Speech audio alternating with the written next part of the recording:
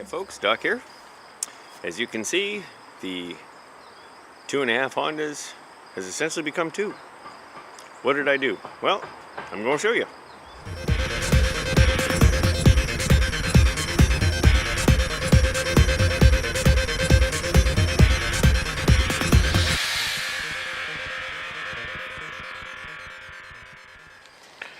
Okay, so starting on the left here, this is my bone stock Honda 3813, and as some of you folks were aware, it needed the starter replaced, and I finally managed to get around to doing that.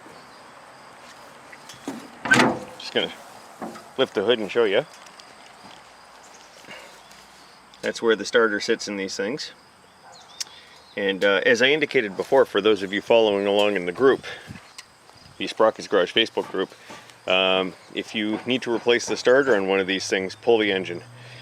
I started by yanking the battery and pulling the battery tray out and just trying to get at things from behind, undo the drive shaft and all that stuff, and it was just an absolute horrible nightmare. The lesson learned is pull the engine first. A couple of notes on that. Number one, you can just see under the oil fill, and I'll point to it here, that's one engine mount bolt, and there's one on the opposite side, and then up front here, there's one there, and one there, and then there's a couple of radiator bolts, one there, one on the other side. So if you pull those 6 bolts, you can haul the whole engine forward and get at it from there, because in order to replace the starter, you have to remove the timing belt cover, that's this plastic deal here, and slide the engine forward, and that'll uncouple the drive shaft. From there, you've got to disconnect, remove the magneto, the coil, and you've got to pop the flywheel off, because the starter is trapped all in there behind the flywheel and everything. It's a pain in the ass, but it's a lot easier if you just pull the engine. So needless to say, everything is back together again. Now I've got a loose battery connection, so I don't know if it's going to start right away or if it's going to make a liar out of me, but yep. There we go.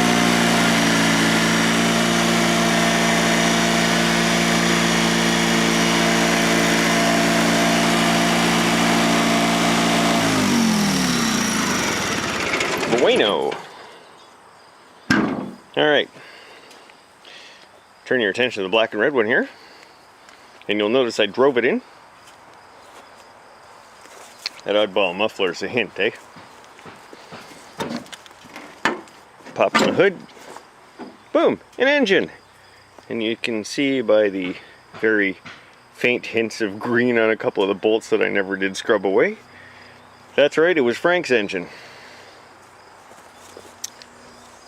Now, as you know, I acquired this thing with no engine at all installed, and when I got an 18 horsepower engine to go with it that was not a direct bolt in. It was a Honda engine, but not a direct bolt in. It's going to take some engineering to get it in, and I decided that for now anyways, I just want a runner. So I spent a chunky yesterday R&Ring the engine. Just go ahead and light that for you.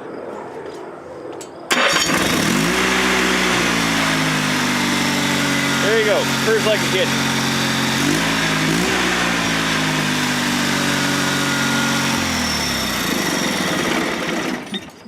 Now, the previous owner of this tractor had started to attempt the 18 horsepower swap, which had a completely different wiring harness, so I'm not faulting him for it, but all the little connectors for the dummy lights all under the dash here, let me just sneak over to this side, and everything, all those were just cut. So I ended up having to remove them. I swapped over the whole wiring harness from, moving over here. Yeah, that's what's left of Frank. So as you can see, I've pulled everything out but the key switch. The key switch was still good.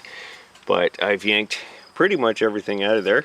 This is a harness going off to the fuel tank and the seat switch and all that stuff. But for the most part, like I said, I swapped absolutely everything over yesterday.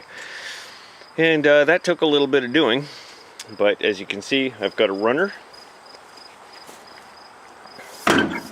So now I've got 2 running Honda 3813s. So we had, well, 2.5, kinda, sorta. I guess we still have sorta 2.5. There's a piece of Frank, and there's a couple of pieces of Frank, and there's a couple more pieces of Frank. Bye, Frank. I now currently have 2 running 3813s and more or less stock configuration that I can do what I want with. The red one, I've got a 38-inch John Deere mower deck that I'm thinking about hanging under the belly and actually mowing with it, which I know is a freaky concept, but I'll give it a shot. You never know.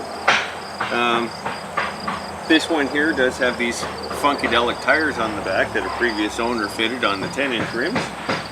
So that's a good start. I got a feeling that somehow, somewhere along the lines, I'm going to wind up with a Honda off-roader, because you don't see a lot of those, especially due to the complexity of the fact that you can't pulley swap them, etc., etc. But in the meantime, this is what I've managed to accomplish so far, and I'm pretty happy with the results. So, until next time, thanks for tuning into Sprocket's Garage, and take care of yourself.